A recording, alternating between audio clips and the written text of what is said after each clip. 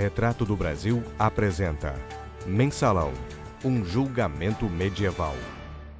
A imprensa comercial de hoje tem como um de seus pais fundadores o magnata americano William Randolph Hearst, o homem que inspirou Orson Welles a escrever O Cidadão Kane. Hearst dizia que se você quer ganhar dinheiro, não escreva sobre coisas complicadas. O povo gosta de coisas simples e escandalosas. A revista Retrato do Brasil é diferente. Fundada com contribuições de centenas de pessoas, tem uma missão social definida por um programa: contribuir para a elevação do nível de consciência política e cultural de seus leitores. E assim, todo ano seleciona um conjunto de assuntos relevantes para estudar, esclarecer e divulgar, e assim realizar os objetivos propostos em seu programa. O tema Mensalão é um desses assuntos. E em fevereiro de 2012, depois de alguns meses de estudo, a revista publicou seu primeiro grande artigo sobre o tema. Dessa edição inicial até agora, em meados de agosto de 2013, Retrato do Brasil fez mais 8 grandes reportagens sobre o Mensalão. E qual a conclusão da revista após esses trabalhos? A revista concluiu que no julgamento da ação penal 470, o chamado Mensalão, se praticou uma justiça que lembra os tempos medievais. Capítulo 1, no qual se explica a diferença entre a justiça medieval e a justiça moderna. O que era essa justiça? Basicamente, antes dos tempos modernos, antes do iluminismo, não se partia do crime, mas do suspeito de ser o criminoso. Como bem resumiu o cientista Carl Sagan. Pegava-se a bruxa, ela era torturada, se confessasse, o crime estava esclarecido, se não confessasse, pior para ela. Ter resistido à tortura era a prova evidente de que ela tinha um pacto com o demônio. Um nome simboliza o surgimento da justiça moderna. Cesare Beccaria, jurista, filósofo e escritor italiano, que viveu no final do século XVIII. Beccaria dizia: é preciso primeiro provar a materialidade do crime. Aquilo de que a pessoa é acusada tem de existir concretamente. Não basta que a bruxa confesse que gostaria de ter matado o Papa, ou mesmo que matou o Papa. Se o Papa está vivo, não há crime. O crime tem de ser concreto, material. Capítulo 2, que mostra nas próprias palavras do ministro Barbosa e do procurador Gurgel que o desvio de dinheiro público é o pilar do Mensalão. Esse roubo provaria a materialidade do crime. Na brevíssima síntese com a qual encaminhou para julgamento o processo do Mensalão, o ministro Joaquim Barbosa caracterizou assim o crime. Primeiro, formou-se uma refinada e complexa quadrilha para cometer vários crimes. Faço uma brevíssima síntese dos fatos submetidos a processamento nesta ação penal. O Procurador-Geral da República narrou na denúncia uma sofisticada organização criminosa dividida em setores de atuação que se estruturou profissionalmente para a prática de crimes como peculato, lavagem de dinheiro, corrupção ativa, gestão fraudulenta, além das mais diversas formas de fraude. Essa quadrilha teria desviado grandes somas de 2 órgãos públicos, o Banco do Brasil e a Câmara dos Deputados. Do Banco do Brasil teriam sido desviados cerca de 74 milhões de reais através da empresa de publicidade DNA, usando verbas repassadas à agência para serviços de publicidade que não teriam sido realizados. Recursos de publicidade pertencentes ao Banco do Brasil, fornecidos pela Visanet, teriam sido desviados através de antecipações solicitadas pelo réu Henrique Pisolato, em benefício da empresa dos réus Marcos Valério, Cristiano Paz e Ramon Rollerbach. Quanto a esses recursos, o Procurador-Geral da República apontou 4 repasses principais que somam quase 74 milhões de reais, sem que houvesse sido prestado qualquer serviço e sem garantia de contrapartida. Já o desvio da Câmara dos Deputados teria sido comandado pelo deputado João Paulo Cunha. Além disso, na Câmara dos Deputados, o réu João Paulo Cunha também firmou contrato com uma empresa dos réus Marcos Valério, Ramon Rollerbach e Cristiano Paz, a SMPIB Comunicação Limitada. O contrato em questão, firmado inicialmente no valor de 9 milhões, foi assinado ao apagar das luzes, em 31 de dezembro de 2003, e também teria sido fonte de recursos utilizados pela quadrilha para a suposta compra de apoio político, segundo o Procurador-Geral da República.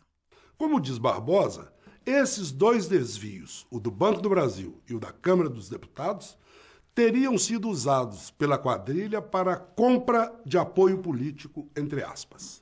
Barbosa escreveu basicamente o que foi, depois, dito pelo procurador Roberto Gurgel quando pediu a condenação dos réus no dia 3 de agosto de 2012. E concluiu suas 5 horas de acusação apontando para o desvio de dinheiro público.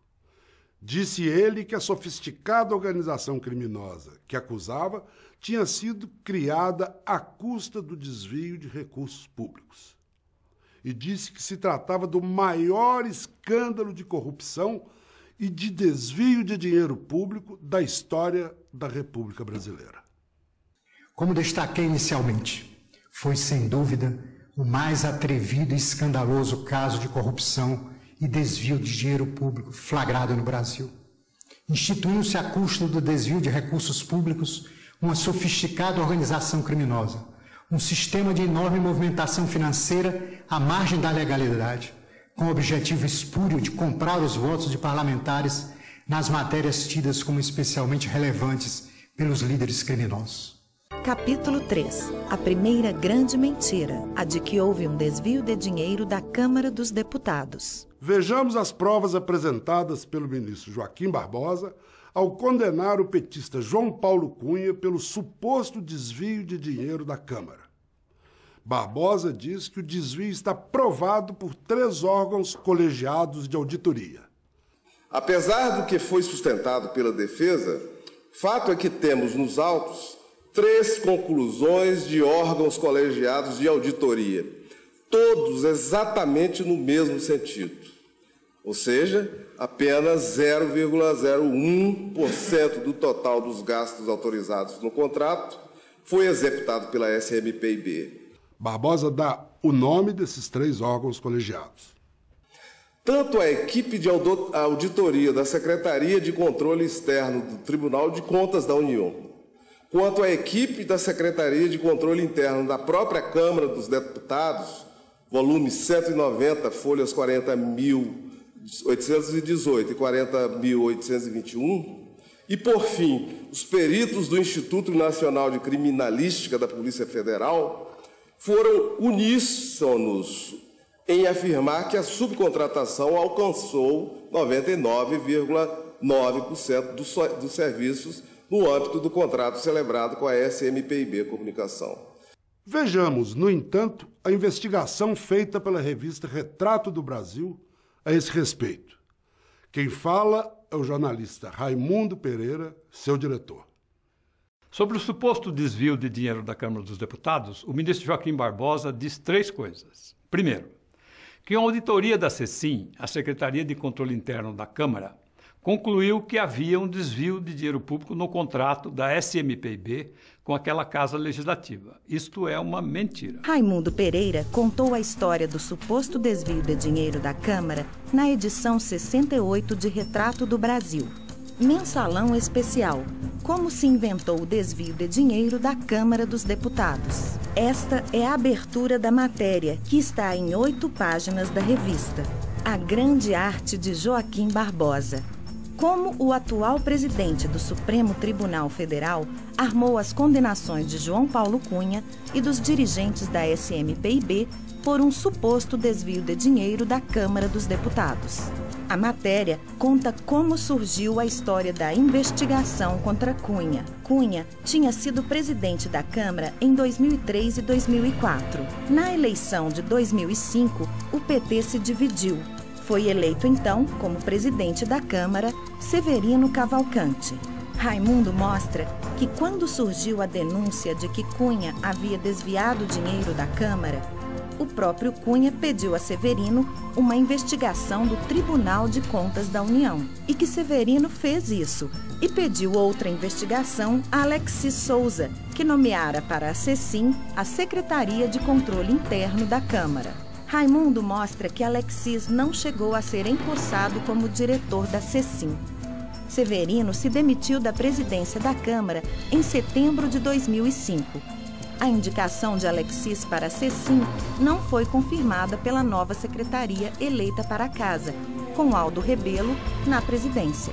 Raimundo partiu do relatório Alexis, leu os 8 volumes com 1.929 páginas da investigação da Câmara e mostrou que o relatório Alexis foi então sucessivamente aprofundado e reformulado por 8 comissões de sindicância da Câmara. E a conclusão desse longo trabalho colegiado, exatamente ao contrário do que disse Barbosa, concluiu que não havia ilegalidade no contrato. Segundo, o ministro Joaquim Barbosa diz que a equipe de auditoria da Secretaria de Controle Externo do Tribunal de Contas da União comprovou a existência de desvio.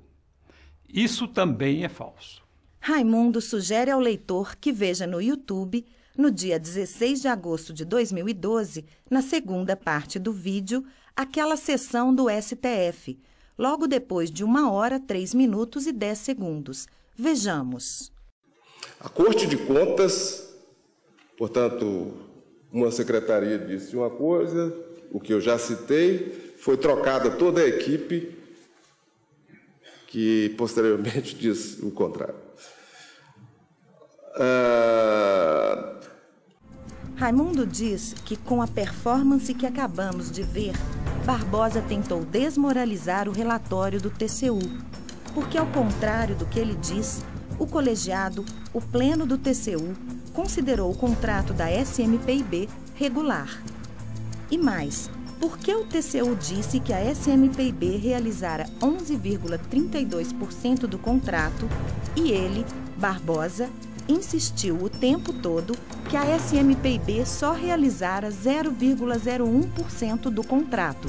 Ou seja, o TCU disse que o trabalho da SMPIB valia 1000 vezes mais do que Barbosa insistiu o tempo todo em dizer. Por último, o ministro Barbosa diz que os peritos do Instituto Nacional de Criminalística da Polícia Federal também foram unânimes em apontar o desvio. Esta é a mentira mais escandalosa de todas. Eu pergunto, por que não foi aceito o relatório do delegado Luiz Flávio Zampronha? Mensalão. Por que puniram o delegado Zampronha, principal investigador do escândalo? A história do delegado Luiz Flávio Zampronha é contada pela repórter Lia Imanishi, numa reportagem de 6 páginas de Retrato do Brasil, número 73, de agosto deste ano. Lia conversou por cerca de 8 horas com Zampronha. Não pode publicar nada dele, entre aspas, porque ele está proibido de dar declarações sobre o mensalão.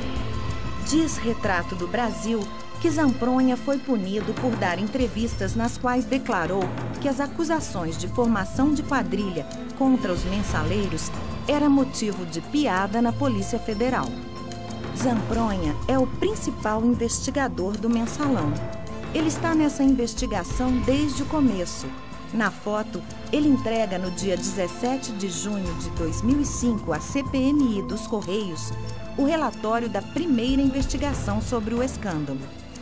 Souza, Gurgel e Barbosa aferraram-se então à tese de 2006, ou seja, a denúncia que apontou o desvio de dinheiro público supostamente feito por Pisolato e desprezaram em grande parte os laudos periciais pedidos por Zampronha. Souza não deixou Zampronha terminar seu relatório para fazer sua denúncia do mensalão. O ministro Joaquim Barbosa e o procurador Roberto Gurgel pediram sua punição, e nem Barbosa nem Gurgel aceitaram as conclusões da investigação que ele fez de 2007 a 2011, a pedido da própria Procuradoria-Geral da República. E por que Zampronha foi punido? por ter dito que o dinheiro distribuído pelo PT vinha de empréstimos verdadeiros e, com isso, negou o desvio de recursos públicos. Capítulo 4, que mostra como a tese do desvio de dinheiro público esconde o crime de Caixa 2 que o PT cometeu para tentar transformar o partido no mais corrupto da história da República. Mas por que, então, se inventou a tese do desvio do dinheiro público? Voltemos ao que escreveu o ministro Barbosa ao encaminhar o julgamento da AP 470. Ele disse que esses recursos públicos teriam sido esquentados, entre aspas, para ter a aparência de meros empréstimos bancários, obtidos pelo PT e pelas agências de propaganda. O ministro Barbosa diz o mesmo que disse o procurador Gurgel. Este afirma que o dinheiro público foi transformado em empréstimos fictícios. As provas que instruem os autos comprovaram que os acusados, por meio de empréstimos simulados, disponibilizaram ao esquema ilícito protagonizado por José Dirceu, Marcos Valério e seus grupos o valor de 32 milhões de reais. Perícia realizada pelo Instituto Nacional de Criminalística, laudo 1869 de 2009, comprovou que os valores efetivamente saíram da instituição financeira e ingressaram na conta das empresas SMPIB, Grafite Participações Limitada e do Partido dos Trabalhadores, nos anos de 2003 e 2004, sob o manto de empréstimos que, do ponto de vista formal, apresentavam-se como perfeitos.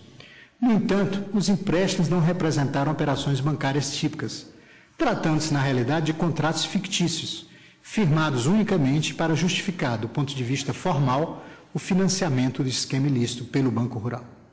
No fundo, Barbosa e Gurgel adotaram a tese do desvio de dinheiro público para negar uma outra tese, a de que uma distribuição clandestina de recursos de cerca de 55 milhões de reais se baseava em empréstimos feitos em bancos mineiros, 2 bancos, o Rural e o BMG, feitos pelo PT ou através de agências de publicidade mineiras.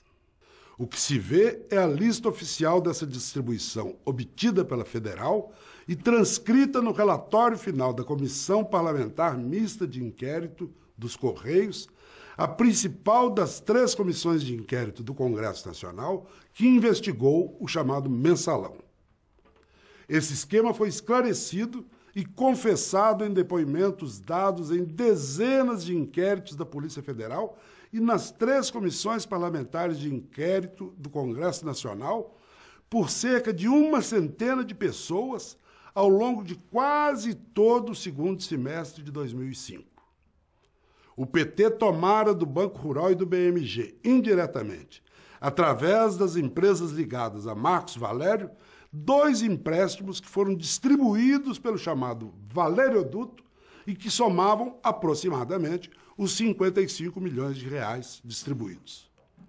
Como se pode ver, os empréstimos tomados pelo PT a partir das agências correspondem ao dinheiro distribuído pelo esquema Delúbio Soares e Marcos Valério. Reorganizada por partido, se vê que a maior parte do dinheiro, 29,7 milhões de reais, foi para o próprio PT, sendo metade desse dinheiro para Duda Mendonça, o marqueteiro da campanha para presidente da República de Luiz Inácio Lula da Silva em 2002. Obviamente não era dinheiro para comprar deputados. O PT não iria comprar a si mesmo. Se vê ainda que quase 1/4 do total foi para o PL, partido do então vice-presidente José de Alencar, que formou a chapa com Lula em 2002. Esse esquema, confessado, repita-se, se constituía em clara violação das leis eleitorais e era passível de várias penalidades. Mas por que esse crime foi negado? E por que foi criado um outro crime em seu lugar?